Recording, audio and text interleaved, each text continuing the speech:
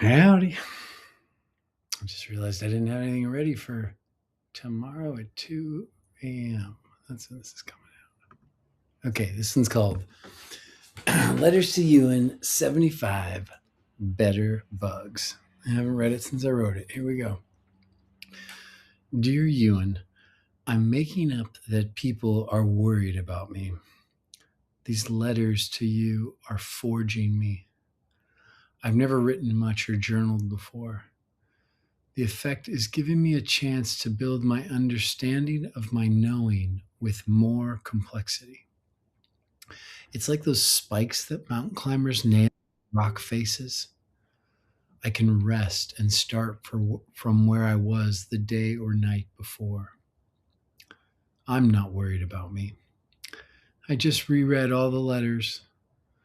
That was the second time I did that. It lets me edit them, and I have a goal of wanting them to feel good if they're read aloud. I didn't write yesterday. I wanted to give myself a chance to think about the bugs in our minds. Something about this feels so big to me, and no one ever seems to get it. But I'm also suspecting that because I don't feel seen in my knowing, that I might be adding urgency that doesn't need to be there. Have you ever been in a conversation and had an impulse that might have sounded like, now's where I tell the story about X? Right after person B said something about X, I have a story about X. Now's the time I tell that story. That's a bug. It's not the biggest deal, but it feels weird to me that nobody seems to get it. It's like the bugs are not fond of being noticed. I know I'm doing some insect version of anthropomorphizing that, but it just seems like the way to see it.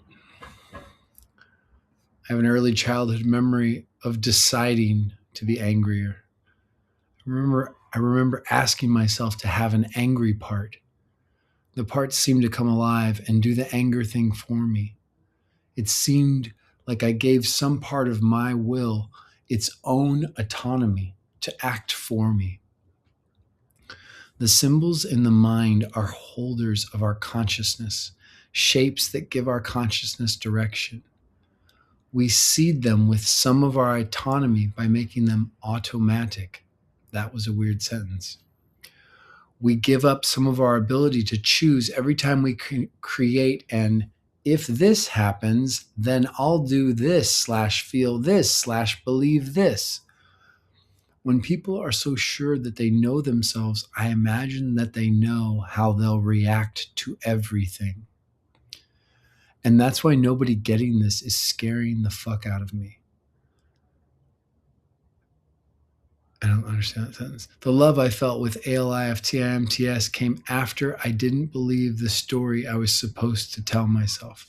And that's why nobody getting this isn't scaring the fuck out of me. The love I felt with ALIFTIMTS came after I didn't believe the story I was supposed to tell myself. You can't fall in love with closeted guys. I met a guy from a hookup app yesterday here in Zurich. I wanted some connection. The guy couldn't wait for me to finish most sentences before he interjected something. He couldn't actually listen to what I was saying. I wasn't butthurt. I felt sorry for him, like he couldn't just be. The bugs were pulling all the strings. I measured my cadence and paused my words and then continued from where I was after he interjected.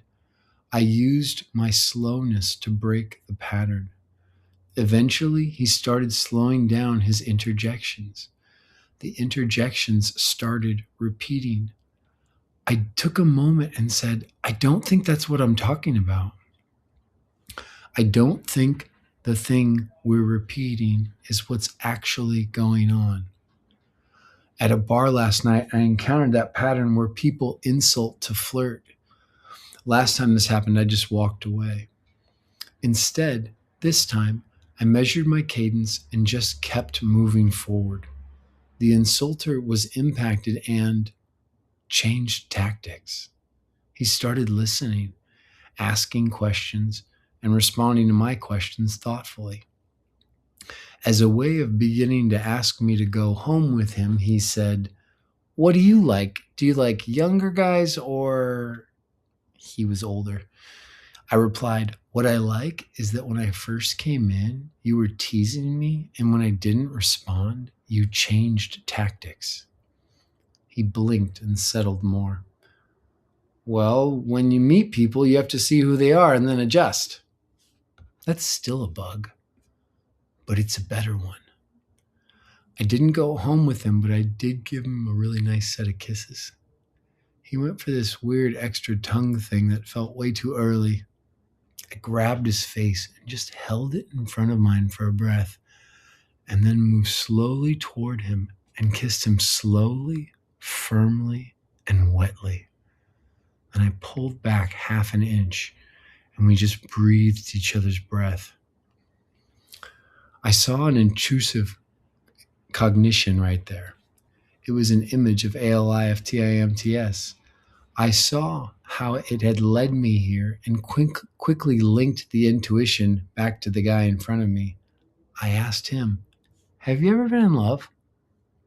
His demeanor had a big shift, and he got so much softer. "Yes, for 7 years. It was wonderful." And he closed his eyes, and they got a little wet. I am a being that is following a path marked by better bugs. At the end of these, I always let myself sit and think about you before signing off, Johan. It's one of my favorite bugs, and my heart aches typing that. Mike.